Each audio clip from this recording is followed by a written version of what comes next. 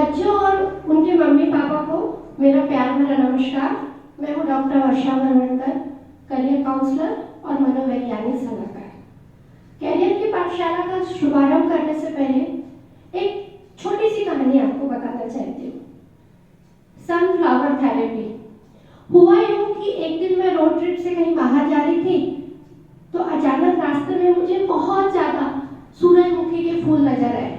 उत्सुकतावश मैंने अपनी कार रोकी और सूरजमुखी के फूलों की जहाँ पे खेती हो रही थी वहां जाके मैं उन फूलों को निहारने लगी और अचानक से मुझे एक बचपन की कविता याद आ गई। सूरजमुखी सूरजमुखी, जहां जहां सूरज जाता वहां वहां सूरजमुखी।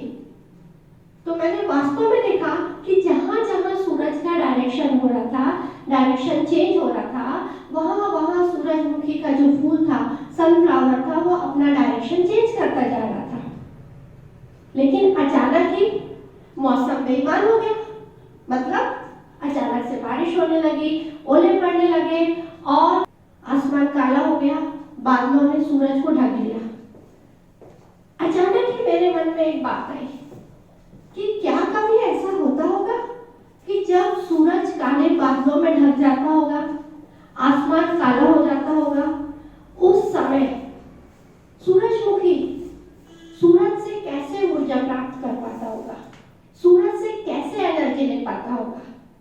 मैं इस सोच में विचार मग्न थी तो अचानक से मैंने देखा कि सूरजमुखी के जो फूल थे वो आपस में एक दूसरे की तरफ मुड़ गए।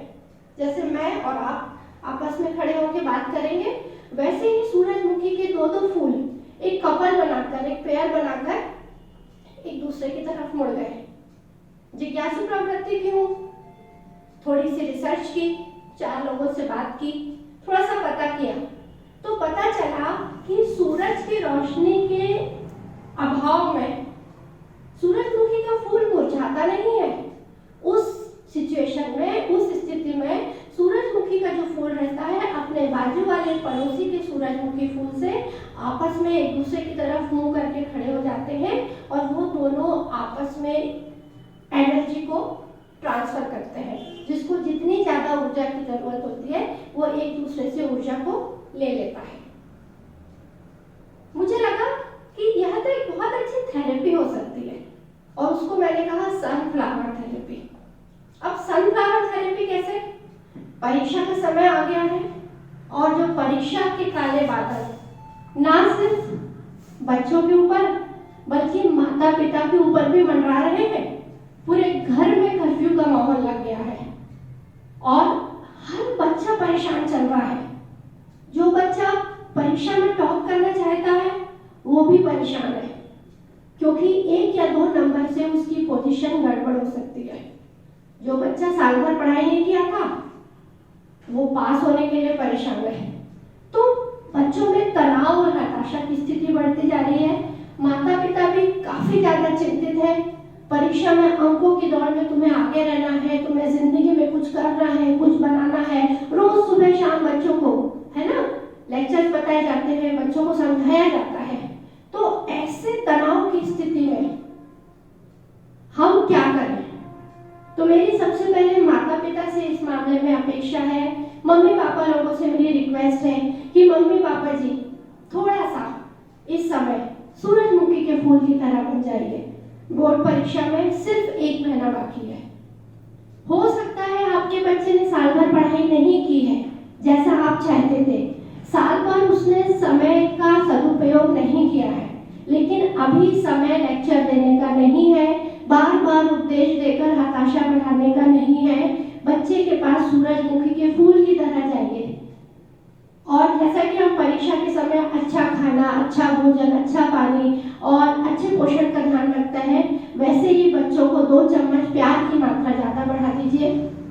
बच्चों की तरफ झुक जाइए, उनके लेवल पे आकर बात करिए, उनसे पूछिए कि बच्चे तुमको क्या समस्या जा रही है, तुमको क्या चैलेंज आ रही है। और अगर बच्चे ने आपको कुछ मन की अपनी बात बताई है तो उसे डांटिए मत कि अरे साल भर से क्या कर रहे थे, सो रहे थे क्या, तुमने बताया ही नहीं, हमने तुम्हारे लिए इतनी ट्यूशन लगाया, हमने तुम्हारे लिए इतना सब कुछ किया। नहीं, अभी समय है अपने मन को को शांत रखने का।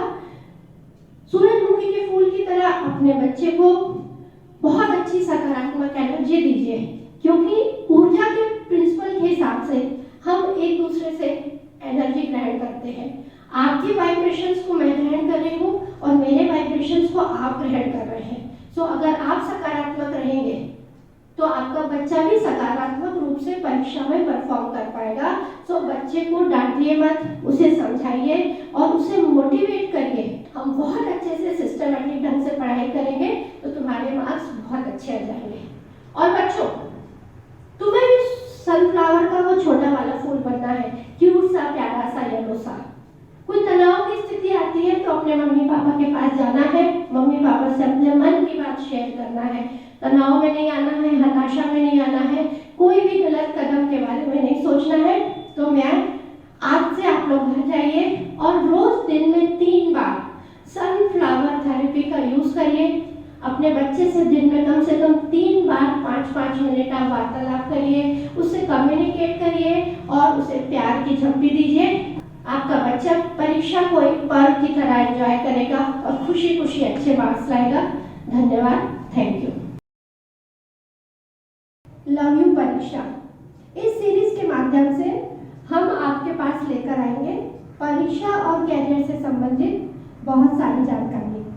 अगर आपको हमारा यह वीडियो पसंद आया है और अगर आप और भी जानकारी परीक्षा और कैरियर से संबंधित चाहते हैं तो हमारे इस माय अगला कदम चैनल को सब्सक्राइब कीजिए, लाइक करिए और अपने दोस्तों, मित्रों और रिश्तेदारों के साथ शेयर करिए।